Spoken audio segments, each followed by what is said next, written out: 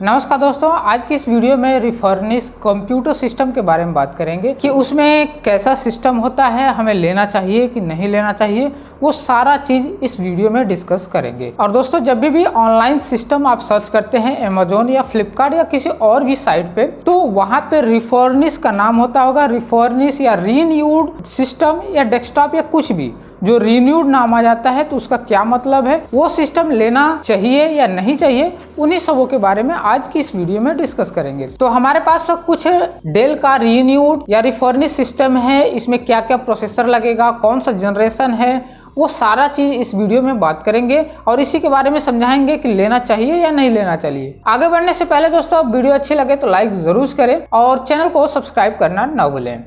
दोस्तों, हमारे पास डेल का दो रिफर्निश सिस्टम है। जो पहला सिस्टम है ये इंटेल का 3rd जनरेशन है और ये है इंटेल का 4th जनरेशन। और हमारे पास एक 20 इंच का डेल का मॉनिटर है जो कि न्यू है, हमने इसको अलग से मंगाया हुआ है इस सिस्टम के साथ देने के लिए। और इसका पूरा फुल वारंटी देते हैं 3 साल की, मॉनिटर का जो कंपनी से वारंटी मिलती है। तो पहले तो हम इसको हटा देते हैं, पहले हम सिस्टम पे फोकस करते हैं कि सिस्टम में रिफर्निश सिस्टम कितने प्रकार के आते हैं, कैसे कैसे आता है, उस पर पहले डिस्कस करते हैं, उसके बाद हम मॉनिटर पे आएंगे। दोस्तों, पहले तो जहाँ पर भी आप रिफर्निश सिस्टम लेने जाएंगे तो वहाँ पे पूरा हर एक सेट रिफर्निश मिलेगा। जैसे कि ये सिस्टम है, इसमें जो हार्ड डिस्क लगा हुआ है, रैम, प्रोसेसर, सब कुछ, जो कीबोर्ड, माउस, मॉनिटर, सब कुछ रिफर्निश मिलता है। और वो थोड़ा सा लेना डेंजर हो जाता है, क्योंकि वहाँ पे क्या है कि अगर मॉनिटर लेते हैं तो मॉनिटर रिक्सी होता है। मॉनिटर में अगर लेते हैं वहाँ पे सही चलता है, कुछ देर के बाद उस पर लाइनिंग आना स्टार्ट होता है या बबल्स टाइप का या ब्लैक स्पॉट टाइप का आना स्टार्ट हो जाता है, तो वो मॉनिटर में थोड़ा सा रिक्स होता है। और हार्ड डिस्क में सबसे ज़्यादा रिक्स होता है, क्योंकि अगर हार्ड डिस्क थोड़ा सा स्लो होता है या कुछ उसमें दिक्कत होती है तो सॉफ्टवेयर के थ्रू सही करके लोग उसे बेच देते हैं।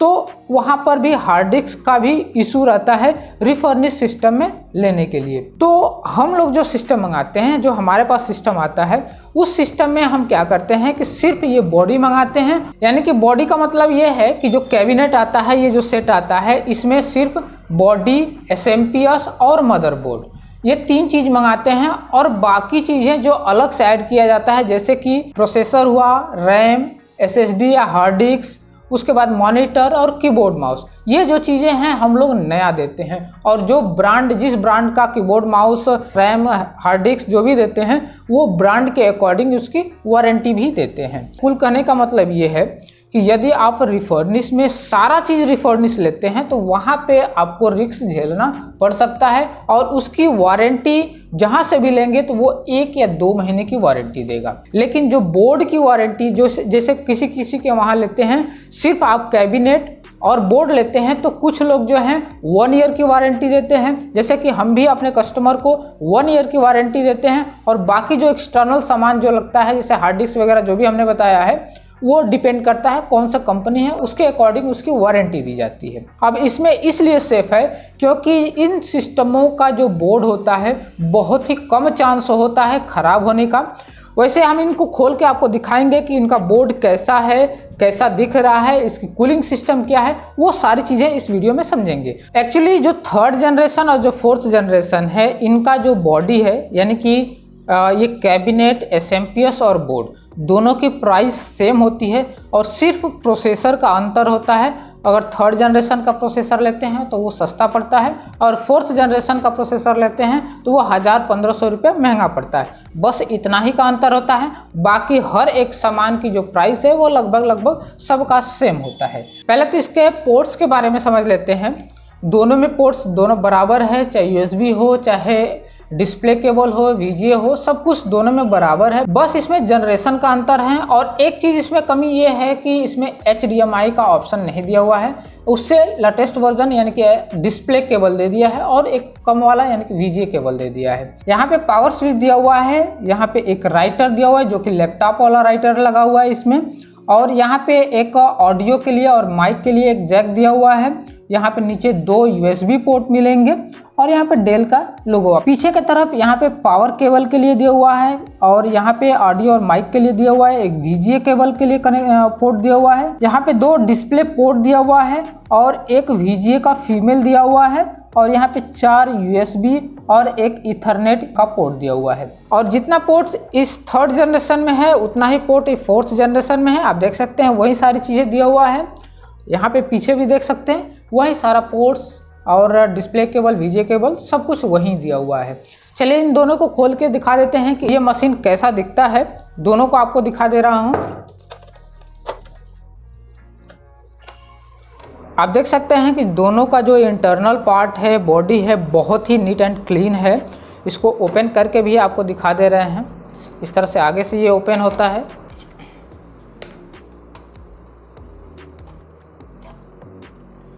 इस तरह से यहाँ पे ये जो राइटर लगा हुआ है, राइटर ऊपर लगेगा और इसमें SSD और लैपटॉप वाला हार्ड डिस्क लगेगा। इसमें सिस्टम वाला हार्ड डिस्क नहीं लगेगा। इसको साइड में रख देते हैं। इसमें भी सेम वैसा ही है, राइटर है और यहाँ पे SSD या हार्ड डिस्क लैपटॉप वाला लगेगा। देखिए दोस्तों, ये सारे लैपटॉप वाला सिस्टम तो कर रहे हैं, लेकिन लैपटॉप वाला इसलिए लग रहा है क्योंकि जितना भी छोटा सिस्टम होता जाएगा वो उसमें सारा चीज़ लैपटॉप का ही सिस्टम लगा रहेगा, बस बोर्ड सिस्टम का लगा होगा। अब देखिए यहाँ पे ये कूलर फ़ैन है। इसका जो प्रोसेसर का कूलिंग फ़ैन है बहुत ही अच्छा होता है क्योंकि इस पर कोई भी काम करेंगे जल्दी गर्म होने नहीं देगा। अब यहाँ पे इसमें रैम लगा नहीं है। इसमें देखते होंगे कि रैम लगा हुआ है। एक्चुअली इसको हमने मंगाया था, रैम वगैरह सब कुछ लगवा के मंगाया था और 3rd जनरेशन में सिर्फ हमने बॉडी मंगाया था। इसमें क्या है कि कस्टमर के अकॉर्डिंग रैम और प्रोसेसर लगाया जाता है। जैसे क्या है कि इसमें कुछ लोग होते हैं डुअल कोर का प्रोसेसर डालते हैं या फिर i3, i5, i7 तक का प्रोसेसर डलवाते हैं। और यहाँ पे रैम में 2 GB से लेकर आप 32 GB तक इसमें रैम डाल सकते हैं। तो वो डिपेंड करता है कस्टमर क्या डिमांड करता है। और ये सारी चीज़ें दोनों में कर सकते हैं, बशर्ते इसमें 3rd जनरेशन का लगेगा और इसमें 4th जनरेशन का लगेगा। और दोनों सिस्टम में एक ही रैम लगेगा, DDR3 में 2 GB से लेकर 32 GB तक दोनों में रैम लगा सकते हैं। दोस्तों यहाँ पे जो प्रोसेसर का कूलिंग सिस्टम दिया हुआ है, आप देख सकते हैं कि कूलिंग सिस्टम बहुत ही ज़बरदस्त दिया हुआ है। इसका फ़ैन भी बहुत अच्छा दिया हुआ है और एक यहाँ पे एग्जॉस्ट के लिए एक फ़ैन लगाया हुआ है और इसमें स्पीकर मिलेगा। और इस सिस्टम में सिर्फ 2 SATA पोर्ट मिलेंगे, एक राइटर के लिए और एक हार्ड डिस्क या SSD के लिए। चाहें तो आप राइटर को निकाल के उसके जगह पे आप SSD या हार्ड डिस्क यूज कर सकते हैं। 2 हार्ड डिस्क या 2 SSD आप लगा सकते हैं इसमें। और ये जो सेक्शन दिया हुआ है ये इसका SMPS है और इसका SMPS भी बहुत ही अच्छा होता है क्योंकि इसका SMPS भी गर्म नहीं होता है आप कितना भी देर तक चलाएंगे। तो चलिए इसको ओपन करते हैं। ओपन करके आपको दिखाते हैं कि इसका कूलिंग सिस्टम कैसा है। इसको यहाँ से ये जो केबल है इस कूलिंग फ़ैन का है और ये जो स्क्रू दिया हुआ है और इसको ओपन करने के लिए यहाँ से थोड़ा सा इसको दबाकर इधर बाहर लाएंगे और इस तरह से कर देंगे तो यहाँ से ऐसे ये उठ जाएगा। और यहाँ पे जो 4 स्क्रू हैं इन चारों स्क्रू को निकाल लेंगे।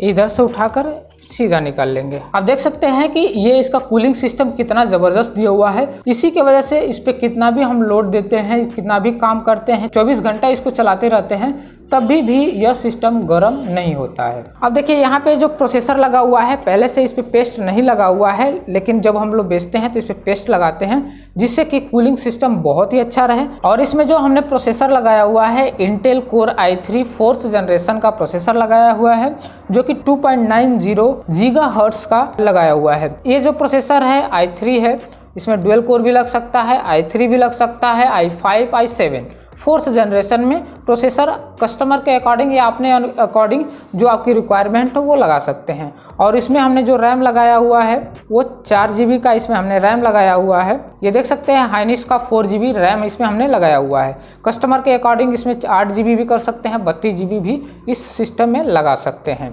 ये जो बोर्ड है बोर्ड पे ही सारा कुछ मैटर डिपेंड करता है और ये जो बोर्ड है बहुत कम चांस होता है कि ख़राब होता है क्योंकि ये जितने भी बोर्ड्स हैं ये रिपेयर नहीं आते हैं। हम लोग जो मंगाते हैं वो रिपेयर नहीं उठाते हैं। रिपेयर्ड होता है तो उस पर वारंटी हम लोग नहीं दे पाएंगे क्योंकि बाद में चल के ख़राब होना ही होना है।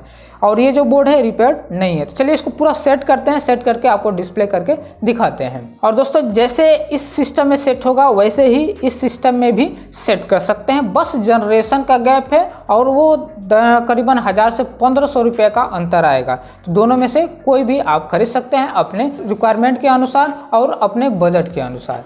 दोस्तों हमने सिस्टम सेट कर लिया है, हमने डिस्प्ले भी लगा दिया है। आप देख सकते हैं कि सिस्टम ऑन है, यहाँ पे लाइट जल रही है। हमने 120 GB का SSD लगाया है। आप देख सकते हैं कि एक 70 GB का यानी 70 GB का है और एक 40 GB का है। इसमें कुछ रिजर्व भी होता है तो इसलिए कुछ कम मिलता है। अब इसका वो दिखा देते हैं आपको स्पेसिफिकेशन।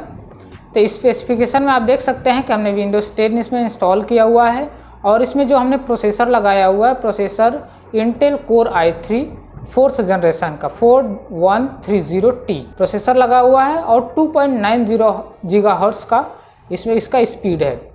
उसके बाद ये रैम जो हमने लगाया हुआ है 4 GB का, इसको एक्सपेंड करके आप 32 GB तक भी ले जा सकते हैं। और जो ऑपरेटिंग सिस्टम डाला है वो 64 बिट का ऑपरेटिंग सिस्टम हमने इसमें डाला हुआ है। तो दोस्तों आप देख सकते हैं कि ये जो सिस्टम है बिल्कुल परफेक्ट है। तो दोस्तों ये जो सिस्टम है आप अपने अनुसार, अपने रिक्वायरमेंट के अनुसार प्रोसेसर चेंज करा सकते हैं। जैसे कि हमने i3 लगाया है तो i5 i7 भी आप लगवा सकते हैं। रैम हमने 4 GB लगाया हुआ है, आप 8 GB 16 GB 32 GB भी लगा सकते हैं। लेकिन बशर्ते हमेशा ध्यान रखिएगा कि इसमें सिर्फ आप कैबिनेट और SMPS और बोर्ड ही से रिफर्निश लें, बाकी चीज़ें आप नया डालें तो वहाँ पे रिस्क नहीं होगा। तो हम कहेंगे कि जब भी रिफर्निश लें तो नया SSD डलवाएं, नया रैम डलवाएं और नया मॉनिटर आप खरीदें, जिससे कि रिफर्निश भी लेंगे, आपको बेटर चीज़ मिल जाएगी, वो भी सस्ते में। अब बात आती है यहाँ पे ग्राफिक कार्ड की। तो ग्राफिक कार्ड के लिए आपको अलग से सिस्टम लेना पड़ेगा, क्योंकि इसमें जो इनबिल्ट आएगा ग्राफिक कार्ड वही आप यूज़ कर सकते हैं, अलग से इसमें बढ़ा नहीं सकते। उसके लिए आपको जो असेंबल्ड सिस्टम लेना होता है उसके अकॉर्डिंग उस असेंबल्ड सिस्टम में आप ग्राफिक कार्ड लगवा सकते हैं। नहीं तो जब ये सिस्टम खरीदें तो उसमें ये देखें उसमें ग्राफिक कार्ड है या नहीं। और वैसे जनरली वर्क के लिए, जैसे ऑफिस वर्क हुआ, स्टूडेंट के लिए अपना काम करने के लिए, जैसे होमवर्क हुआ, कोई प्रोजेक्ट तैयार करना हुआ, PPT तैयार करना हुआ, तो उसके लिए ये सिस्टम बहुत ही बेटर है। और कुछ हम डिस्क्रिप्शन में दे देंगे कुछ सिस्टम के बारे में, वहाँ से भी जाकर अगर वो अच्छा लगता है तो आप ले सकते हैं, हम डिस्क्रिप्शन में उसका लिंक डाल देंगे। अब बात करते हैं ऑनलाइन वाले। तो ऑनलाइन में जो भी आप रिफर्निश खरीदेंगे वो सारा चीज़ रिफर्निश होता है, कुछ भी उसमें से नया नहीं होता है। तो उस पर देख लीजिएगा कि वारंटी कौन दे रहा है, वारंटी सेलर से है कि अमेजॉन दिलवाएगा। तो वो सारी चीज़ें सोच समझ के ऑनलाइन खरीदिएगा। अगर ऑफलाइन खरीदते हैं तो ये सारी चीज़ें समझ के लीजिएगा। तो दोस्तों ये रहा रिफर्निश कंप्यूटर सिस्टम के बारे में। और दोस्तों वीडियो अच्छी लगे तो लाइक ज़रूर करिएगा और चैनल को सब्सक्राइब नहीं किया है तो सब्सक्राइब जरूर करिएगा। धन्यवाद।